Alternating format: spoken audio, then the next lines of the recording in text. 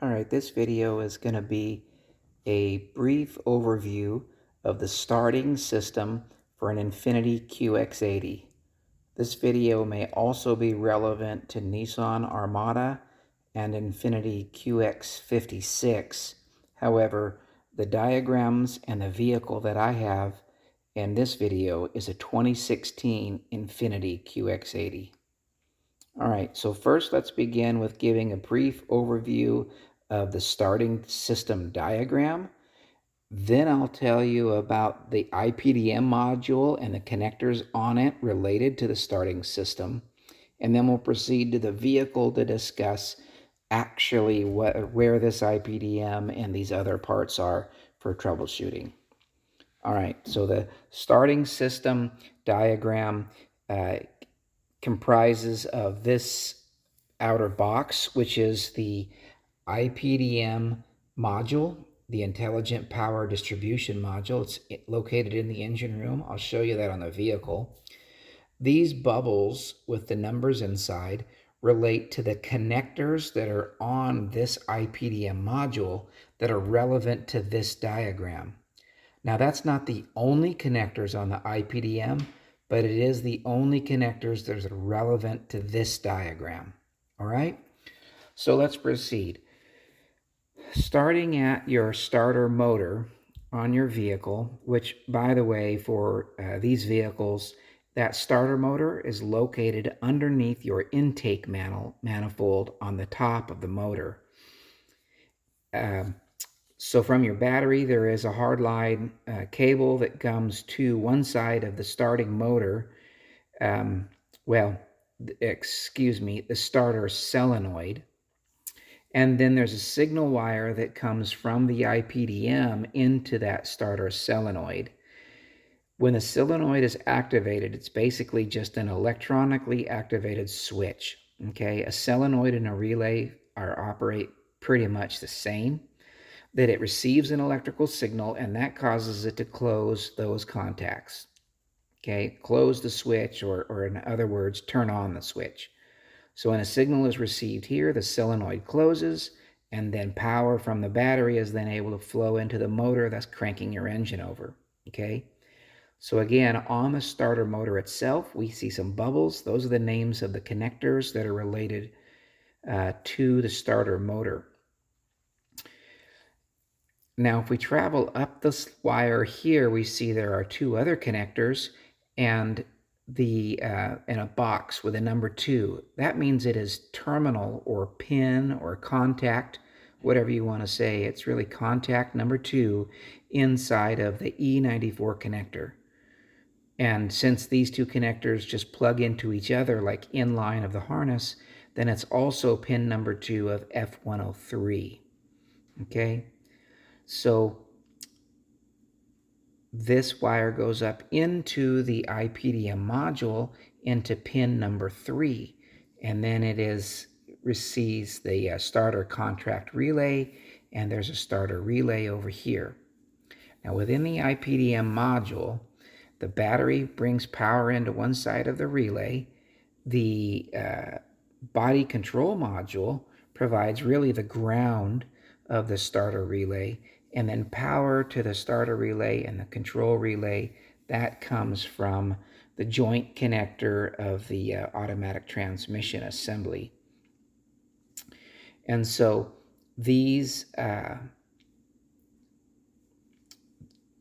this would provide the power that comes into the circuit. The body control module tells these relays to close, and when they do that, then power gets to flow from the battery into the CPU. This CPU is inside the IPDM. Notice this black dot, that's called a node. It's transferring power. When that relay closes, power comes into the CPU, but it also goes over to this relay. And then because it's been closed by this transmission control module, it allows power to flow through that. Also gets ground from the CPU. Power comes through the starter control relay, and then, of course, into that starter solenoid, which closes that and cranks the motor. Okay, that's basically what's happening with your starter circuit. Now, if you'd like this diagram, I would recommend that you try the website for your local public library. That's where I got mine. Chilton Auto Repair Manuals partners with many libraries nationwide through their state library system. My library has access to that through their website, so right from home, I'm able to log in and get these diagrams through the online Chilton Repair Manuals. Okay? Now, when we look at these wires, if you had a starter motor that didn't work, it wasn't cranking, then you might want to reference this diagram for that. In this case, you see there's a number 3. That means it's pin number 3 of the connector that's mating to this IPDM. Now, I've written in what connector that relates to, but it isn't shown here. It shows over here the connectors that are related to this diagram on the IPDM, but in these cases where these little numbers are, it's not telling you which connector relates to that. So I had to figure that out myself. One way to do that was by using the layout plan of the IPDM module, okay? And in this case, it shows me that E10 has these number of contacts, and it shows me the location of E10 when I'm looking at that assembly. If you'll notice, the contact numbers, they don't repeat. So if I'm looking for a number 3, then all I have to, pin 3, then all I have to do is find the connector that's got a 3 in it, and then I know that's my connector number. Okay, that's one way to do that. The other way to do that is to have the table of all of the connectors that are related to the system, also part of that Chilton Repair Manual. And in this case, you could use additional information to figure it out. So E94 and F103, they plug together. They're inline harness situation, which is why they both share the same single contact number 2. So what I can do is I can go look at the connector information, say for E94 pin 2, find out what color wire that is, and then I know what color wire should be coming in on number 3. Then I can just go look at all of these connectors and find that color of wire. In this case, it's a red wire. So if I look at E94 contact, and I happen to have that here, E94 contact 2, it says contact 2 is a red wire.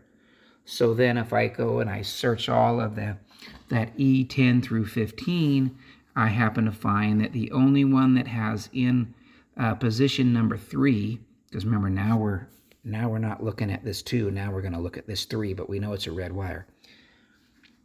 I can go pin 3, is that a red wire? And yes, it is. That's the other way. But the easiest way in this case happens to be, look at this, because the numbers don't repeat themselves. And so I've written in each one of these deals. So I'll kind of zoom out here. If you want to pause your screen and look at that a little deeper or print that, you're welcome to do so. Okay, I'll do the same thing here. If you want to try to print that, you're welcome to do that. Okay, so now troubleshooting. If we had a starter motor that wasn't cranking and we wanted to determine, is it our solenoid that's bad or something to do with the starter itself, which again is located under the intake manifold. That's not so easy to get to. You might want to find an easier way to troubleshoot. Is my IPDM not telling the starter to start, or is the starter getting a signal but just not starting, right? You got to try to figure it out. My IPDM broke, or is my starter broke? The best thing to do, easiest in a vehicle, is to find your IPDM module, find this E10 pin 3, which we know is a red wire, and test there. When you have somebody inside the vehicle crank the engine, right here at this pin 3, you should get 12 volts. Well, actually, when you crank the engine and it's under load, it'll probably be more like 10 volts. If you're getting something way less than 10 volts, like 7, 8, maybe even 9, you probably need to charge your battery. But it won't be 12 volts during the crank, which is the only time you'll see voltage at pin 3, because that's when it's sending that starter signal to the solenoid. So that's what you want to do. You want to find E10 pin 3, So when we look at this module and we know that this is E10 and pin 3 shows it's up in the corner over there, and that's where E10 is located on the module. I'll show you on the real vehicle where that's at. All right, so this is the passenger side of the vehicle. This is the battery. Behind the battery is where the IPDM module is stored. There'll be a cover on here. You remove that. And this IPDM is actually kind of slid down on the side here.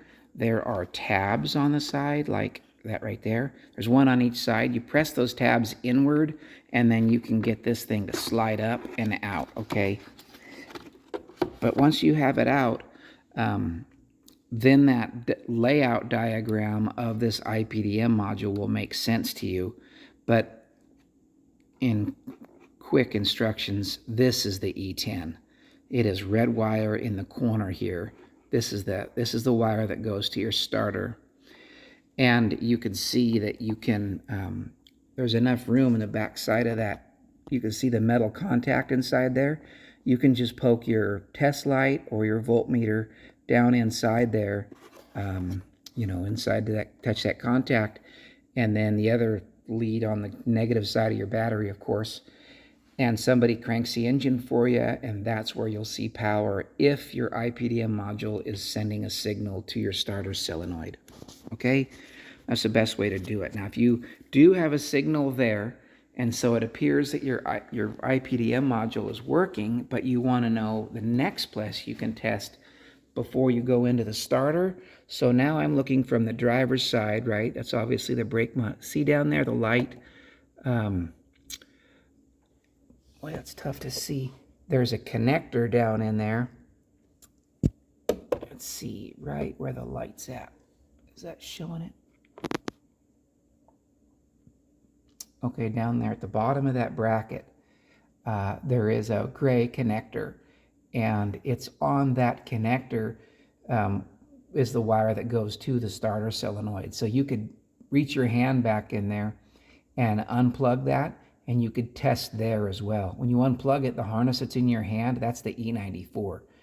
So you could test there and to see a signal from the IPDM module, making sure that it's getting that far. And if it is, then that part's working good. If you want to test your starter on its own without any brains involved from the IPDM, then you could take a jumper wire from the positive of your battery and touch it to the connector that's still mounted to that bracket. And that would basically bypass all of the starting circuit, and it would put power into the solenoid, and the starter would crank. Now, if you do that, obviously don't have the ignition switch turned on, because you don't want the engine to turn on while you're all wound up on top of the motor reaching back in there. But even with the ignition totally off, if you bypass it with a jumper wire, the starter motor would crank, and that would let you test the solenoid and the starter motor that way.